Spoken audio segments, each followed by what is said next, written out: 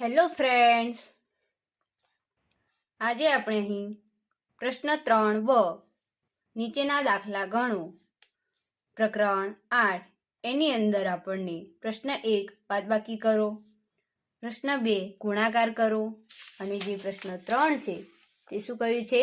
ભાગાકાર કરો. આ 3 પ્રશ્નોનું અહીંયા સોલ્યુશન કરવાનું છે.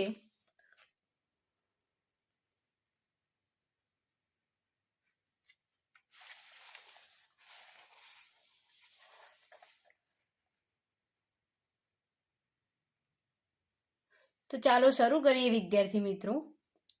પ્રશ્ન 3 બ 1 બાદબાકી કરો, જેની અંદર આપણને 4 દાખલા આપ્યા હતા.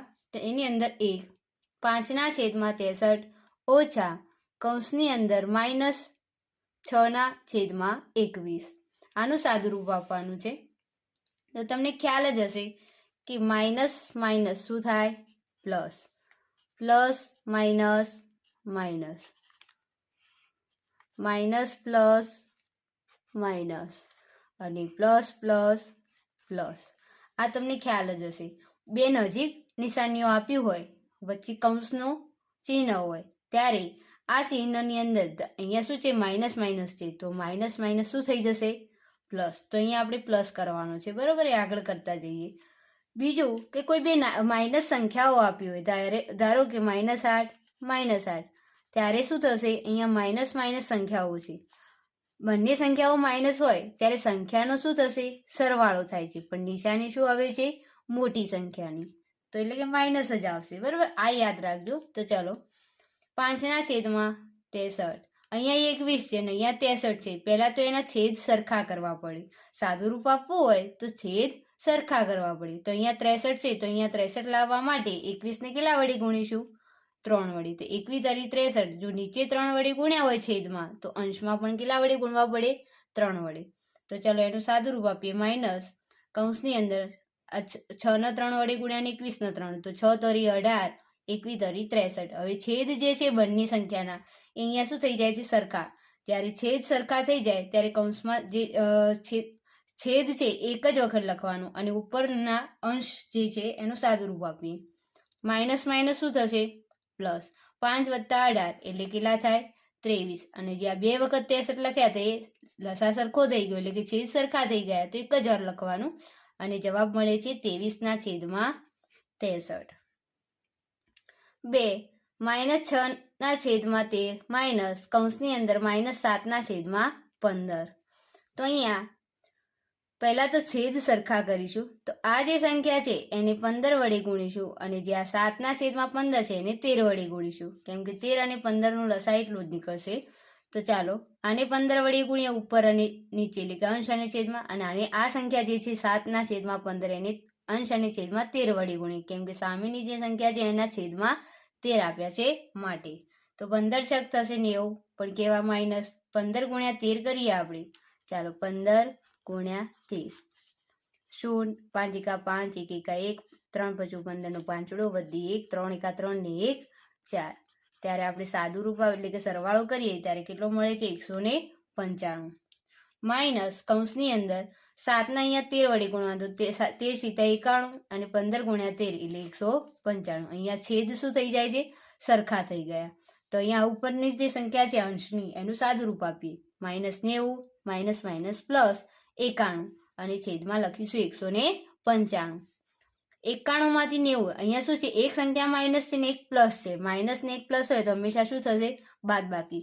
તો ચાલો 90 માંથી 91 જાય, તો અહીંયા એક માઇનસ અને એક પ્લસ એટલે હંમેશા બાદબાકી જ કરીએ. તો 91 માંથી 90 જાય એટલે એક જ રહેશે. મોટી સંખ્યાની નિશાની, તો મોટા કયા છે? 91, તો એની નિશાની મૂકીશું પ્લસ, બરોબર?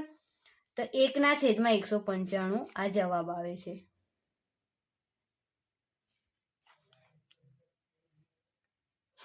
-2.19 માઇનસ 6. ચલો પહેલા તો હજી મિશ્ર સંખ્યા છે અને અપૂર્ણાંકમાં ફેરવે. તો 9 દુ 18, 18 ને વત્તા 1 એટલે 19, પણ કેવા? માઇનસ. એના છેદમાં 9, -6 છે એના છેદમાં કશું નથી આપ્યું, તો આપણે 1 લખીએ. હવે જે અહીંયા 9 છે ને અહીંયા 1 છે, તો લસા લેવું પડે, એટલે કે છેદ સરખા કરવા પડે. અહીંયા 9 છે તો અહીંયા 1 ને કેટલા વડે ગુણીશું? 9 આવશે. તો 9 વડે, તો અંશ અને છેદમાં 9 વડે ગુણી દીધા. અહીંયા -19 છેદમાં 9 માઇનસ 6 × 9 = 54 અને એના છેદમાં 9. છેદ સરખા થઈ ગયા તો એક જ વખત લખીશું અને ઉપરનું જે અંશ છે એનું સાદુરૂપ આપીએ. -19 - 54. આગળ કહ્યું તેમ સંખ્યાઓ માઇનસ માઇનસ હોય તો એનો સરવાળો થશે, પણ નિશાની શું આવશે? માઇનસ. તો 73 છેદમાં 9. અહીંયા જો છેદ નાનો હોય તો એને મિશ્રમાં ફેરવી શકો છો. તો 73 9 વડે આપણે ભાગીએ તો કે 9 ચલો 9 નો ઘડિયો બોલે.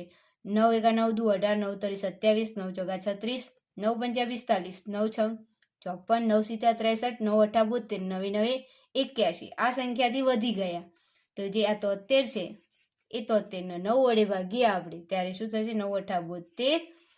73 માંથી 72 જાય એટલે 1 વધે. તો અહીંયા જે છેદ છે ને એ તો એમને એમ જ રાખવાનું. આ ઉપર જે સંખ્યા આવી એની સાઈડમાં લઈ જવાની, જે શેષ આવે છે એને ઉપર લઈ જવાની. તો આ રીતે આપણો મિશ્ર પૂર્ણાંક થઈ ગયો.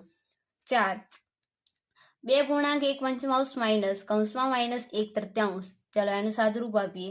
5 દુ 10 ને 1 11 છેદમાં 5 માઇનસ માઇનસ પ્લસ 1 છેદમાં 3. અહીંયા પણ લસા સરખો કરવો પડશે. લસા લઈને અને છેદ સરખા કરીએ તો આને 3 વડે ગુણવાનું અને આ સંખ્યાને 5 વડે ગુણીએ તો 11 * 33 અને 5 × 5. 5 * 15 છેદ બંનેની જગ્યાએ બંને 15 15 આવશે એટલે એક જ વખત લખીશું આપણે 15. 33 + 5 એટલે કેટલા થાય? 38. 38 છેદમાં 15. અહીંયા છેદ શું છે? નાનો છે તો આને પણ સમા ફેરવવી પડશે મિશ્રમાં. તો 38 ને આપણે 15 વડે ભાગી દો. 15 દુ 30, 15 તરી 45 વધી જાય છે એટલે 15 દુ 30. આ જે 15 છે એ તો છેદમાં જ લખવાના. આ જે 2 ઉપર આવ્યા છે ને એને સાઈડમાં લઈ જવાના અને શેષ જે આવે એને ઉપર લઈ જવાની એટલે કે 2.815. અહીંયા પ્રશ્ન 1 જે હતો બાદબાકી કરો એ પૂરો થાય છે. હવે પ્રશ્ન 2. પ્રશ્ન 2 ની અંદર શું કહ્યું છે? ગુણાકાર કરો.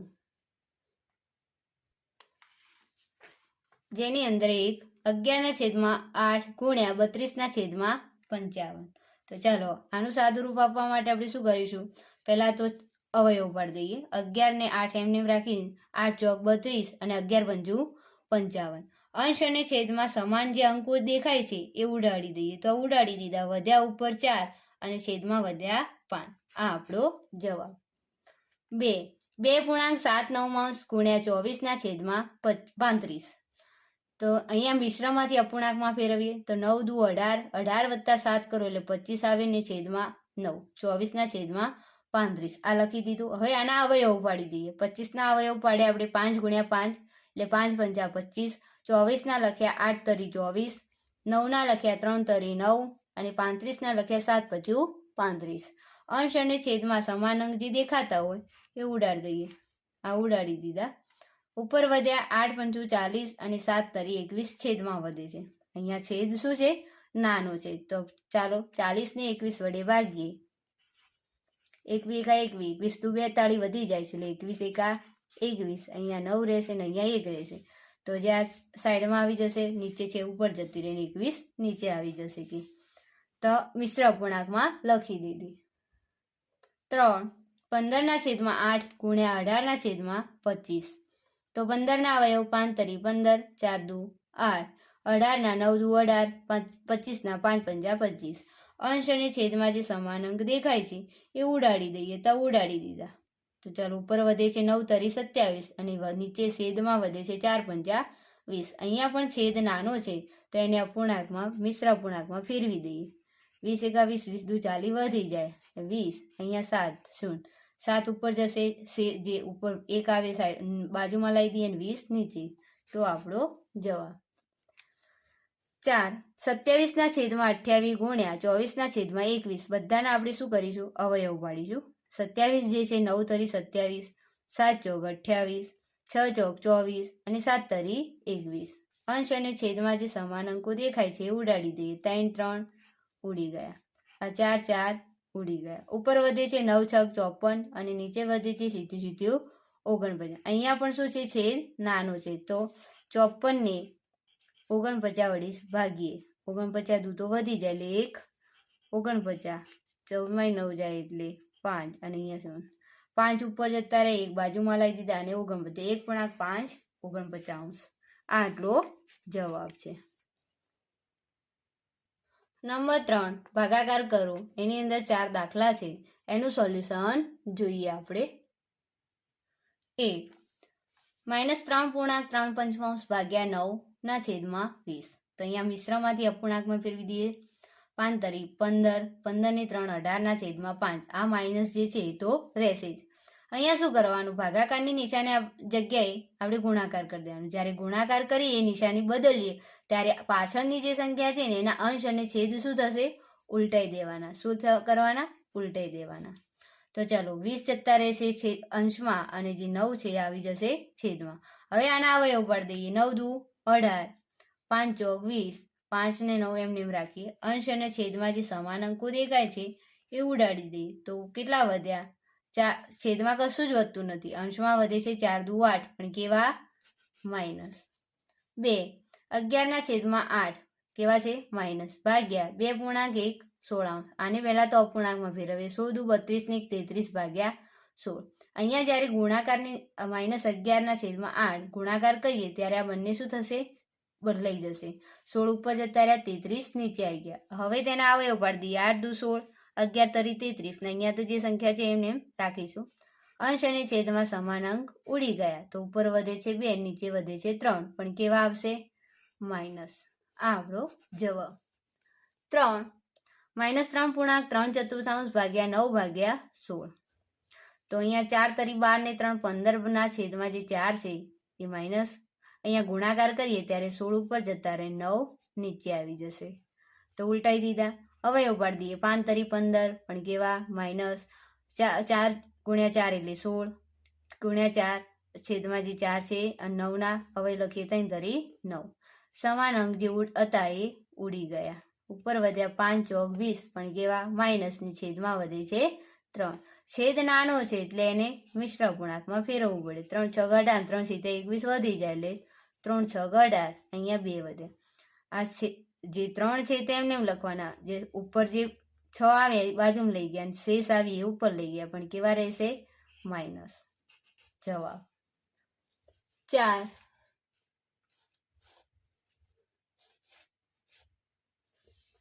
5.5 ભાગ્યા 2.1 8 × 40 ને 5 45 ના છેદમાં 8 ભાગ્યા 4 દુ 8 ને 9 અને એના છેદમાં 4.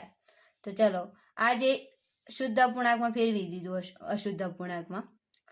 તો અહીંયા 45 ના છેદમાં 8 અને અહીંયા ગુણાકાર કરીએ આપણે નિશાની બદલીએ ત્યારે છેદ અને અંશ બદલાઈ જાય છે. લખી દીધા.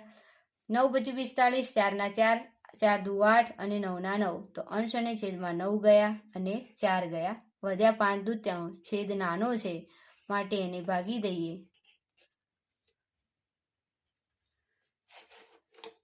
5 અને 2 દુ 4, 2 તરી 6 વધી જાય છે એટલે 2 દુ 4, 5 માંથી 4 જાય એટલે કેટલા વધે, 1 વધે છે.